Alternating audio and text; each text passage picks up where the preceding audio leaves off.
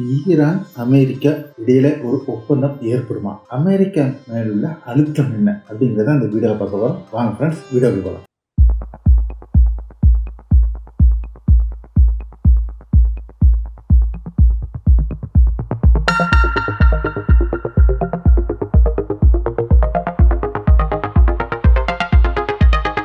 Hi friends, welcome back to SJ Tamil நடுநிலை செய்திகள் and நான் உங்கள் எஸ்ஜே.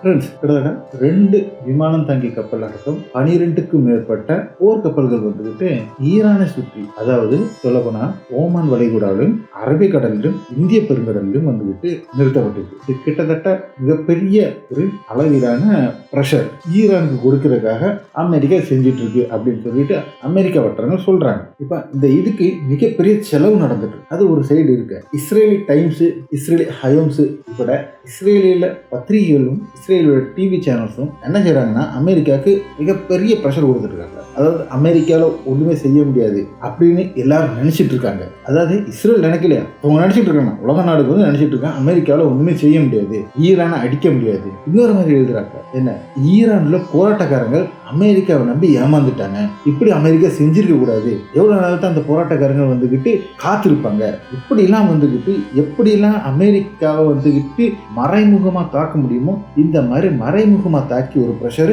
கொடுத்துட்டு இருக்காங்க இஸ்ரேலோட பத்திரிகைகள். இது இஸ்ரேல் அரசுக்கு தெரிஞ்ச செய்யறது தான் அப்படிங்கிற மாதிரி தான் வந்துகிட்டு நம்ம எடுத்துக்கணும். ஆனால் இஸ்ரேல் அரசு தெரியாமல் இந்த மாதிரிலாம் வந்துட்டு எழுத முடியாது, அமெரிக்காவை எதிர்த்து எழுத முடியாது அப்படிங்கிறது நமக்கு நல்லா தெரியும். இந்த மாதிரி ஒரு நிலைமையில இருக்கும்போது ஜெனீவாவில் என்ன நடந்துச்சு அப்படிங்கிற ஒரு அரசல் புரசலாக வந்துக்கிட்டு நியூஸ் வெளியில் வந்திருக்கு. ஜெனீவாவில் பொறுத்தவரை ஈரான் ரொம்ப தெளிவான ஸ்டாண்ட்ல இருக்காங்க. ஈரான் சொல்லிட்டாங்க, அணு ஆயுதம் சம்பந்தம் அல்லாத வேற எந்த விஷயத்திலுமே பேசுறதுக்கு நாங்கள் தயார் இல்லை அப்படிங்கிறத மாதிரி 100% சொல்லிட்டாங்க. அமெரிக்கா சொல்லலாம், பேலிஸ்டிக் மிசைல் சொல்லலாம், மற்றதெல்லாம் சொல்லலாம், அதை பற்றிலாம் எந்த விதமான பேச்சுக்குமே நாங்கள் வந்துட்டு தயார் இல்லை. அணு ஆயுதம் சம்பந்தப்பட்ட மட்டும்தான். செறிவூட்டப்பட்ட யுரேனியம் எங்களுக்குள்ளது, செறிவூட்டுறது எங்களோட உரிமை, அப்ப இதெல்லாம் நாங்கள் விட்டு தர மாட்டோம் அப்படின்னு சொன்னதுல அவங்களுக்கு வந்துகிட்டு ஒரு பேச்சுவார்த்தையில ஒரு முடிவு எட்டப்பட்டிருக்கு. என்ன மாதிரி முடிவு அப்படின்னு சொல்லிட்டு சொன்னாங்கன்னா, 15 நாள் டைம் கொடுத்துருக்காப்ல. இந்த 15 நாளுக்குள்ள ஒரு டிராஃப்ட், ஒரு வரைவு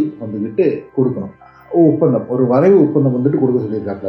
என்னெல்லாம் செய்வாங்க, என்னெல்லாம் மற்ற அமெரிக்காவும் மற்ற நாடுகளும் உலக நாடுகளும் என்ன செய்யணும், ஈரான் என்ன செஞ்சா அதுக்கு என்ன செய்யணும் அப்படிங்கிறதுக்கு சொல்ற மாதிரி ஒரு வரைவு கொடுக்க சொல்லியிருக்காங்க. ஈரானை பொறுத்தவரை முதல்ல நீங்க என்ன செய்வீங்களோ அதுக்கு தகுந்தாப்புல எங்களோட நடவடிக்கைகள் இருக்கும் அப்படிங்கிற மாதிரி சொல்லியிருக்காங்க. அப்போ அதை பற்றின ஒரு வரைவு வந்துட்டு 15 நாளுக்குள்ள வந்துக்கிட்டு கொடுக்க சொல்லியிருக்காங்க. இந்த 15 நாளுக்குள்ள கொடுக்க தவறுனா வந்து தாக்குதல் வழக்கமாக தாக்குதல் நடத்துவோம் அப்படிங்கிறாங்க. அப்போ இந்த ஒரு வரைவு வந்துக்கிட்டு தயார் பண்ண ஈரானை பொறுத்தவரை பெரிய மேட்டர் கிடையாது. ஈரான் வந்துட்டு ரெடி பண்ணி கொடுக்கறதுக்கு தயாராகவே இருக்கிறாங்க. அமெரிக்கா மீது வந்துக்கிட்டு வேற ஒரு ப்ரெஷர் கொடுத்துருக்குது. யார் அப்படின்னு சொல்லிட்டு அரபு நாடுகள். அரபு நாடுகளில் 7 முக்கியமான நாடுகள். இந்த 7 முக்கியமான நாடுகள்லாம் தான் வந்து அமெரிக்காவோட பேஸ் இருக்கு. ஜோர்டானு, எகிப்து, யுஏஇ, பஹ்ரைன், சவுதி, கத்தர், ஓமான் சொல்ற இதெல்லாம்.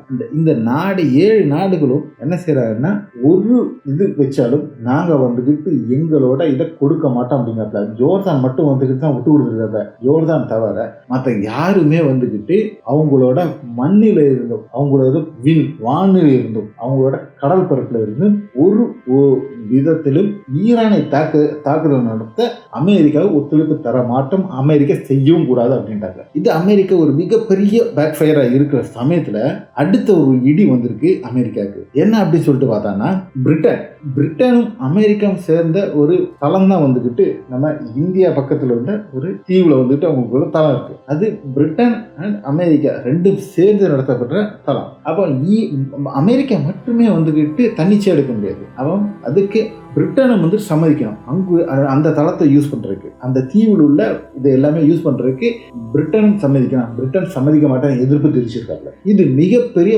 பாசிட்டிவா ஈரானுக்கு அமைஞ்சிருக்கு. இப்ப அமெரிக்காவுக்கு ஒரு கிட்டத்தட்ட ஒரு ப்ரெஷர் வருது. ஒண்ணு தாக்குதல் நடத்தாம விட்டுட்டு போயிடணும், இல்லைன்னா ஒரு ஒப்பந்தத்துக்குள்ள வந்தாகணும். இப்ப ஈரானோட ப்ரெஷருக்கு கீழே வந்தாகணும் அப்படிங்கிற ஒரு நிலைமை இப்ப அமெரிக்காவுக்கு வந்திருக்கு. இது மட்டும் இல்லாம அமெரிக்கால மிகப்பெரிய போராட்டம் நடந்துட்டு இருக்கு. ஈரான் எதிராக வந்துகிட்டு போராட்டம் நடத்துறாப்ல. நோ வார் ஃபார் ஈரான் அப்படிங்கிறாப்ல. எதுக்காக ஈரான் மேல சண்டை பிடிக்கணும்? அமெரிக்காவுக்கும் ஈரானுக்கு என்ன பிரச்சனை? ஏன் அமெரிக்கா ஈரான்ல தலையிடுது? ஈரானோட சொந்த நாடு, அதை வந்து தன்னிச்சையா செயல்படணும். அது எதுக்காக? இஸ்ரேலுக்காக. எதுக்கு?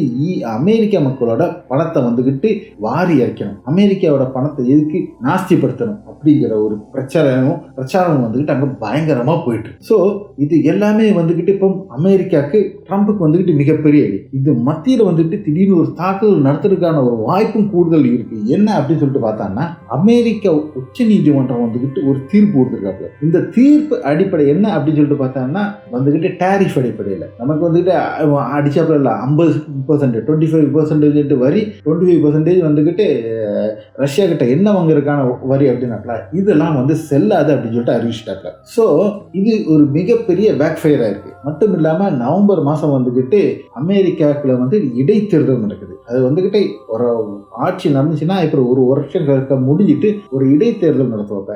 இந்த இடைத்தேர்தலே வந்துகிட்டு ஆட்சியை தக்க வைக்கணும். அந்த இதில் வந்துகிட்டு அதிகாரத்துக்கு வரணும்னா அந்த அத்தனை மெம்பர்ஸுக்குள்ள ஒரு வெற்றி வந்துகிட்டு நிச்சயம் இல்லைன்னு சொல்லிட்டு பார்த்தாங்கன்னா ஒரு ட்ரம்மி அரசா, ஒரு ட்ரம்மி பிரசிடெண்டா வந்துட்டு தான் டொனால்ட் ட்ரம்பால இருக்க முடியும். இது உங்களுக்கு ப்ரெஷர். இந்த நேரத்தில் வந்துகிட்டு இந்த உச்ச நீதிமன்ற தீர்ப்பு இது வந்துட்டு பேக் ஃபயர் ஆயிருக்கு அப்படிங்கிறது, இந்த இதை மறக்கிறதுக்காக பொடி போடுறதுக்காக ஈரான் மீது ஒரு தாக்குதல் நடத்துறதுக்கு வாய்ப்பு இருக்குன்னு சொல்லிட்டு ஒரு வட்டாரம் சொன்னாலும் இன்னொரு வட்டாரம் சொல்றாப்புல செய்ய மாட்டாப்புல. ஏன்னா ஈரான் மிக தெளிவா சொல்லிட்டாப்புல, அடிச்சான்னா அடி பதில் அடி மிக கொடூரமா இருக்கும் அப்படின்ட்டாப்புல. உன்னால அடிக்கிற முடியும், நீ ஃபர்ஸ்ட் அடி தான் உன்னோட அடியா இருக்கும், அதுக்கப்புறம் அடி ஃபுல்லா எங்க அடியா இருக்கும் அப்படிங்கிற மாதிரி சொல்லிட்டாப்புல. ஸோ இந்த இடத்துல வந்துகிட்டு அமெரிக்கா வந்து தோற்றாலும் அமெரிக்காவுக்கு வந்து இழப்பு ஏற்பட்டாலும் ஒன்றும் இல்லை, ஒரு விமானத்தாங்க கப்பலை மட்டும் அடிச்சு காலி பண்ணிட்டாருனாலும் முடிஞ்சிச்சு, 1000 கோடி ரூபாய் முடிஞ்சிச்சு. அப்ப என்ன ஆகும்? இது வந்துகிட்டு அமெரிக்காவில் மிகப்பெரிய ஃபயர் ஆகும்.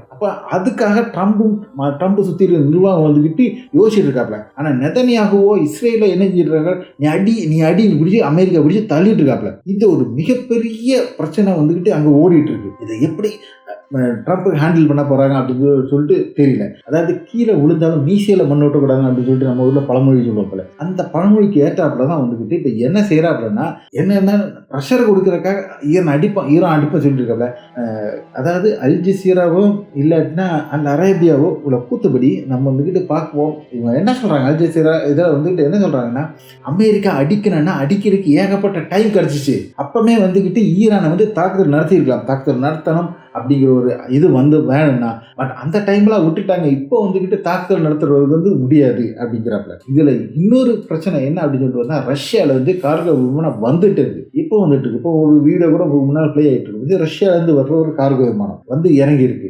ஃபுல்லா வந்துகிட்டு ரஷ்யாவும் சரி சீனாவும் சரி ரொம்ப ஸ்ட்ராங் சப்போர்ட்டா இருக்காங்க. வெனிசுலா நடந்த மாதிரி ஒன்று நடந்துடக்கூடாதுங்கிறதும், இந்த இடத்துல ஈரான் தோற்றக்கூடாதுங்கிறதும் ரஷ்யாவும் சீனா வந்து ரொம்ப தெளிவா இருக்காங்க. அதனால ஈரானுக்கு பக்கவலமா இருக்காப்ல. அது மட்டும் இல்லாம ஹார்மோஸ் ஜலசந்தியிலும் சரி, ஓமன் வளைகுடாலும் சரி, இந்த 2 இடத்துலையும் வந்துகிட்டு மிகப்பெரிய போர் ஒத்திகையும் வந்துகிட்டு யார் நடத்திட்டு இருக்காங்கன்னா, ரஷ்யா கூட்டோட சேர்த்துக்கிட்டு ரஷ்யாவும் ஈரான் சேர்ந்து திருப்பியும் வந்துகிட்டு இப்போ ஒரு 2-3 நாளா வந்துட்டு நடத்திட்டு இருக்காங்க. இது மிகப்பெரிய எரிச்சலை வந்துகிட்டு அமெரிக்காவுக்கு கொடுத்துருந்தாலும் அவங்களால ஒண்ணுமே செய்ய முடியாது. ஏன்னா இது வந்துகிட்டு ஈரானோட எல்லை பரப்பு அப்படிங்கிறதுனால. அது மட்டும் இல்லாம சவுதிக்கு அடக்கமுள்ள எல்லா அரபு நாடுகளுக்கும் ஒரு மிகப்பெரிய செக்கும் மிகப்பெரிய வார்னிங்கும் இந்த ஒத்திகையில வந்துகிட்டு வச்சிருக்காப்ல. ஈரான் என்ன செஞ்சிருக்காப்புனா, ஹார்மோஸ் ஜலசந்தியை வந்துகிட்டு அடைச்சிட்டாப்ல. டோட்டலா அடைச்சிட்டு வந்துகிட்டு இந்த பயிற்சி நடத்தியிருக்காப்ல. இந்த அடைச்சது வந்துகிட்டு கிட்டத்தட்ட பல மணி நேரம் அடைச்சிருக்காப்ல. அடைச்சதுனால இந்த கப்பலும் போக முடியாது, வரவும் முடியாது. ஸோ எல்லாமே அங்கங்க நிக்க விட்டாப்ல, நடுக்கடல்ல நிக்க விட்டாப்ல. நடுக்கடல்ல கிட்டத்தட்ட ஒரு நாள் நிக்க விட்டுட்டு தான் அதுக்கப்புறம் தான் இந்த வந்துகிட்டு விட்டுருக்காப்ல அப்படிங்கிறது. இதனால வந்துட்டு மிகப்பெரிய ஒரு பதட்டம் வந்துட்டு அரபு நாடுகள்ல வந்துட்டு இருக்கு. ஏன்னா அடிச்சுட்டான் அப்படின்னா ஹார்மோஸ் காலி அப்படின்ட்டாப்ல. ஹார்மோஸை நிறுத்திடுவாங்க. ஒரு கப்பல் அங்கேயும் போகுது, ஒரு கப்பல் இங்கே வர முடிஞ்ச செஞ்சுக்கோ அப்படிங்கிற ஒரு இதோட தான் வந்துகிட்டு ஈரானிக்கு. அதனால ஈரான் மேல இப்போ கூடுதலா ப்ரெஷர் கொடுக்குறது. இப்போ ஈரான் வந்து இப்போ எல்லா நாட்டுக்கும் ப்ரெஷர் கொடுத்துட்டு இருக்காங்க. அப்படிதான் இப்போ உள்ள சிச்சுவேஷன் நடந்துட்டு இருக்கு. பார்க்கலாம் ஃப்ரெண்ட்ஸ் என்ன நடக்குது அப்படிங்கிறது. வேற ஏதாவது புது அப்டேட் இருந்துச்சுன்னா உடனே வந்துட்டு நம்ம சேனல்ல அப்டேட் பண்றதுக்கு நான் பார்த்துக்கிறேன். ஃப்ரெண்ட்ஸ் வீடியோ பாருங்க. வீடியோ நம்ம சொல்ற கருத்துக்கள் சரியா இருக்கு, நம்ம சொல்ற செய்திகள் சரியா இருக்கு அப்படின்னா நீங்க லைக் கிளிக் பண்ணீங்கன்னா அப்போ வந்துட்டு ஹைப்புங்கிற ஒரு இது வரும். ஹைப் கிளிக் பண்ணீங்கன்னா 1.9K வந்துகிட்டு ஹைப் வந்துட்டு உங்களுக்கு காமிக்கும். வாரத்தில் 3 தடவை வந்துட்டு ஒரு 3 தடவை வந்துகிட்டு ஹைப் நம்ம வந்துட்டு வீடியோஸ்க்கு கொடுக்கலாம். அது முடிச்சுன்னா நல்லா இருந்துச்சுன்னா நீங்கள் ஹைப் கிளிக் பண்ணீங்கன்னா நம்மளோட வீடியோ இன்னும் கூடுதல் பேருக்கு போய் சேரும். பாருங்க. ஓகே ஃப்ரெண்ட்ஸ், அடுத்த ஒரு நல்ல ஒரு வீடியோமா உங்களை சந்திக்கும் வரை உங்களிடம் இருந்து வரை பெற்றுக் கொள்வது உங்கள் SJ.